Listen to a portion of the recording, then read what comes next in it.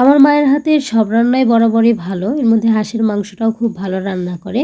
আজকে এই রান্নাটাই শেয়ার করব। আমার মায়ের রান্না করবে না, আমি শুধু ক্যামেরা ধরে একটু ভিডিও করেছি।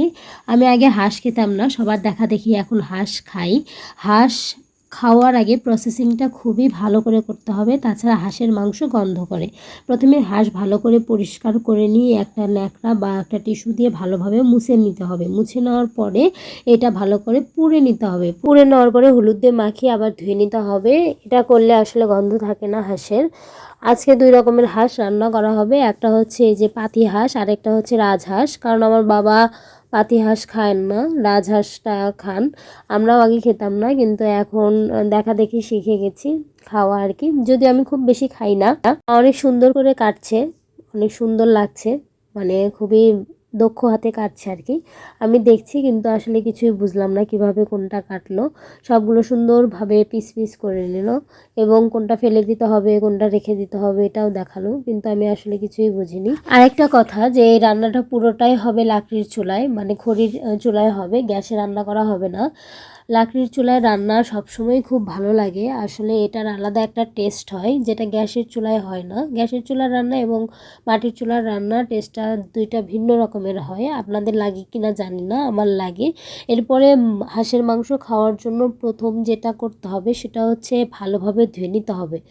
প্রায় 7 থেকে 8 বার ধুয়ে নিয়েছে, আপনারা কম বেশি নিতে পারেন, মানে যতক্ষণ পর্যন্ত আপনার মনে হবে যে না ধোয়াটা হয়নি ততক্ষণ পর্যন্ত ধুতে থাকবেন।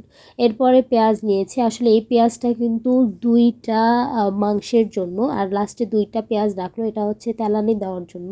এরপর সব মশলা দিয়ে দিল, প্রথমে আদা রসুন এবং জিরা বাটা দিয়ে দিল, এরপর হচ্ছে মরিচের গুঁড়া, হলুদের গুঁড়া, স্বাদ মতো লবণ, এরপরে হচ্ছে সাদা এলাচ, কালো এলাচ, দারচিনি, এরপরে দিয়ে দিল তেল, এরপরে আগেই তো পেঁয়াজ কেটে রেখেছিল সেই পেঁয়াজ দিয়ে দিল। এরপরে মা চুলাটা ধরাচ্ছেন। আমাদের এই চুলায় বেশিরভাগ সময় রান্না করা হয়, গ্যাসের চুলায় খুব একটা আমরা কিন্তু মাংস ম্যারিনেট করে রেখে দেই নাই, সরাসরি মাখিয়ে তুলে দেওয়া হয়েছে এবং লাস্টে একটু পানি দিয়ে দিল। প্রথমে কষানো হবে, এরপর হচ্ছে তেলানি দেওয়া হবে, এরপর জিরা ভেজে গুঁড়ো করে নিচ্ছিল, এটা মাংস হওয়ার পরে ওপর দিয়ে দিয়ে দিবে, তাহলে নাকি সুন্দর একটা গন্ধ হয়। এরপর তেলানির জন্য যে 2টা পেঁয়াজ রাখা হয়েছিল সেই পেঁয়াজের একটা কেটে দিল, আর একটা যাবে রাজহাঁসের রেসিপিটা অন্যদিন শেয়ার করব। এরপর লাকড়ির চূড়া থেকে মাংসটা নিয়ে এসে এখানে ঢেলে দেওয়া হলো ওই পেঁয়াজের মধ্যে। এরপরে হচ্ছে দেখুন কি সুন্দর কালার এসেছে, দেখে মনে হচ্ছে খেয়ে ফেলি। এরপর আঁচটা কমিয়ে দিয়ে ঢাকা দিয়ে কিছুক্ষণ রান্না করা হলো এবং পরবর্তীতে এর উপর দিয়ে ওই যে মশলাটা ওটা ছিটিয়ে দেওয়া হলো এবং দেওয়ার সাথে সাথে খুব সুন্দর একটা গন্ধ বেরোচ্ছে। মায়ের হাতে সব রান্নাই খুব ভালো হয়, তার মধ্যে এই রান্নাটা আরও বেশি ভালো হয়।